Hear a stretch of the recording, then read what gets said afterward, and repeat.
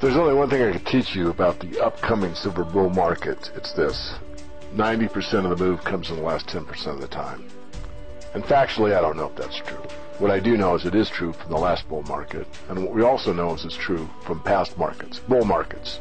All markets go from undervalued to fair value to overvalued. But I'm getting ahead of the story. Think about that statement. Would you be happy to capture 90% of any market move? What this means is you could be waking up right now to the precious metal story and build your wealth even starting after what appears to be a 10-year bull market and a long 2-year consolidation. What if the entire precious metals market that averages 17 years is about 12 years into the cycle with 5 years to go, and perhaps the last year making perhaps 90% of that move? That's a full 4 years from now. If the last year or so of this market is the most explosive and gold explodes, are you ready to take those gains? And if you were, how would you feel at the end of that year?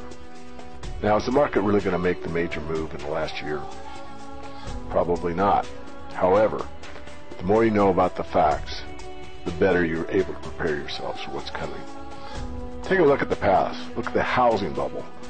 The most excitement, largest gains happened going into the top. And then a few months later, after the move peaked, houses dropped. Think about the technology bubble. How about the Japanese stock bubble? Or any other market? This is simply market behavior. However, this time it's different. Why? Certainly we've heard that statement before, and it's almost always proven to be wrong. But it's different this time because it's not being a smart real estate investor or understanding technologies the best sector to be in, or understanding the growth cycle, that the Japanese have something over the Americans or any other market. This one's going to be different because it's for one reason and one reason alone, and it's a word I seldom use, and that's fear. Yes, you heard me right, fear. There's going to be fear throughout the world, and it will be concerned with a lot of things, primarily money. Money for retirement, or your pension, or your employer, or the government. Concern of the dollar, or the euro, or the yen, or any government script or currency will not be worth tomorrow what it is today. Worried that the system is truly cracking up and the plans you made based on solid evidence a decade ago are now invalid, and you need to take action yourself, put real money in your own hands instead of relying on your financial planner, stockbroker, defined benefit package plan, pension, or anyone else outside of yourself. In other words, governments at large or any of the quote-unquote system to take care of you. When that shift in psychology takes place, what I call the tipping point, when just enough people on a global basis say collectively, we're mad as hell and we're not going to take it anymore, and they're moving into the precious metals because they understand one thing and one thing only: they can trust them. There's no confidence game, there's no con game.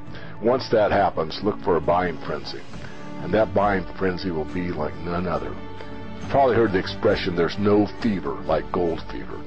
This may be true, but bear in mind there is nothing that comes close to a silver bull market. Silver shines the light of truth about the corrupt financial system better than gold, and the reason being is that more people own it, and that means it's more studied by the people. They understand the dynamics of the silver market. And of course we're talking about a very few, very, very small minority of the people. But it doesn't take a lot more to move into this market. So how high could silver go? As we brace ourselves for the final chapter in the U.S. dollar as the reserve currency of the world, let's take a look at history. In 1980, as the nation was still reeling from the Carter-era inflation, investors were buying up precious metals. Silver peaked at about $50 an ounce. Adjusted for inflation using CPI numbers, that's about $143 today. There's still an opportunity in the market, even at $30 silver. Why? Because if I'm correct, the majority of the move lies ahead. If you didn't capture that run from 5 to 30, and you're willing to buy at 30 and it goes from 30 to 300, as an example, I think you'd be quite happy with that kind of return. Buy real, get real, be real.